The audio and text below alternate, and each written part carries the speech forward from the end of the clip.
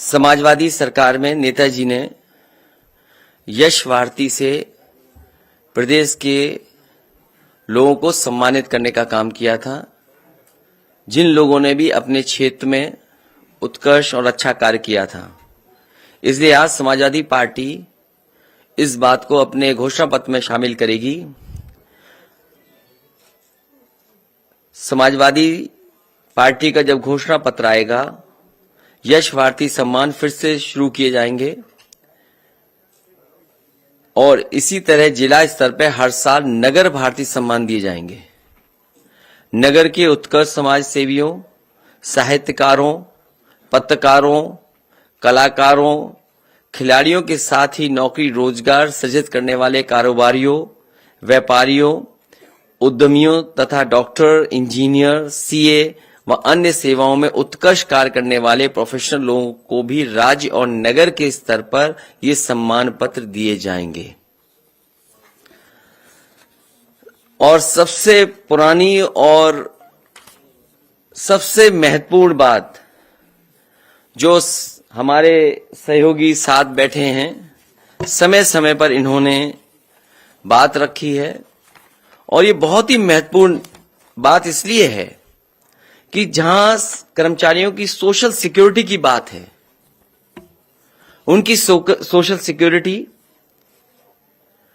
और इतनी सेवा के बाद उनके सम्मान के लिए, और जब उम्र ज्यादा हो रही, क्योंकि इधर उम्र भी लाइफ एक्सपेक्टेंसी बढ़ी है, उम्र बहुत हो जाती है, तो उनके लिए जो सपोर्ट होना चाहिए, सपोर्ट के लिए, उनके रिस्पेक्ट के लिए और सोशल सिक्योरिटी के लिए समाजवादी पार्टी ने फैसला लिया है कि पुरानी पेंशन व्यवस्था की बहाली होगी जब समाजवादी सरकार उत्तर प्रदेश में बनेगी। हालांकि मैं पढ़ना चाहूं तो पूरा पढ़ भी सकता हूं, लेकिन हमारे पुरानी पेंशन व्यवस्था की बहाली के लिए घोषणा पत्र में हम लोग समाजवादी लोग शामिल करने जा रहे हैं। उत्तर प्रदेश के सरकारी सेवा में नियुक्त शिक्षक, कर्मचारी एवं अधिकारियों को सेवानिवृत्त होने पर जीवन यापन के लिए मासिक पेंशन दी जाती थी। इससे सेवा निवृत्त कर्मचारियों को आर्थिक सुरक्षा प्रदान होती थी। केंद्र में भारतीय जनता पार्टी की सरकार द्वारा वर्ष 2004 में नियमावली बनाई, जिसके आधार पर अप्रैल 2005 के बाद नियुक्त शिक्षक और कर्मचारी की मासिक पेंशन की योजना समाप्त की गई और नई पेंशन योजना लागू की गई, जिससे सेवानिवृत्त कर्मचारी एवं शिक्षक को सेवानिवृत्त होने पर एक मुश्त धनराशि प्रदान की जा रही है। इसके लिए 10% धनराशि कर्मचारी देता है और 14% सरकार देती है और इस पैसे को शेयर मार्केट में लगाया जाता है, जिससे इस व्यवस्था की विश्वसनीयता पर प्रश्न लगता है। मुझसे लगातार तमाम कर्मचारी और शिक्षक संगठन मिले और जिसमें हमारी बाईं तरफ बैठे हुए हैं, लगातार लड़ते रहे, बैठे, न जाने कितनी बार हमारी बैठकें हुई।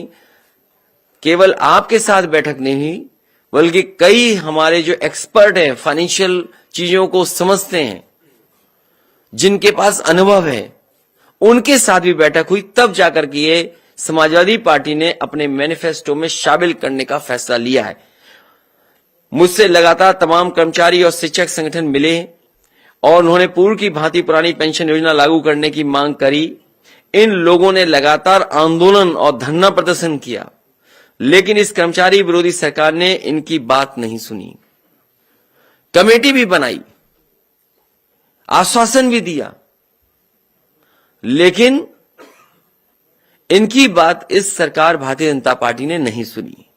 मैं आज ये घोषणा करता हूं कि मेरी सरकार, समाजवादी सरकार बनते ही पुरानी पेंशन व्यवस्था बहाल कर दी जाएगी।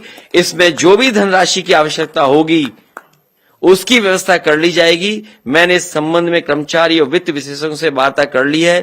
एक कॉर्पस बना करके इस धनराशि की व्यवस्था करने के लिए हम सक्षम हैं। संतुष्ट हैं आप लोग? तो आने वाले समय में ये सरकार शुरू नहीं कर पाई है, पुनः कर्मचारियों के लिए कैशलेस स्कीम जो समाजवादी सरकार में शुरू गई थी, पुनः शुरू होगी। वो तो कंप्लीट है, आपकी तरफ से कंप्लीट है।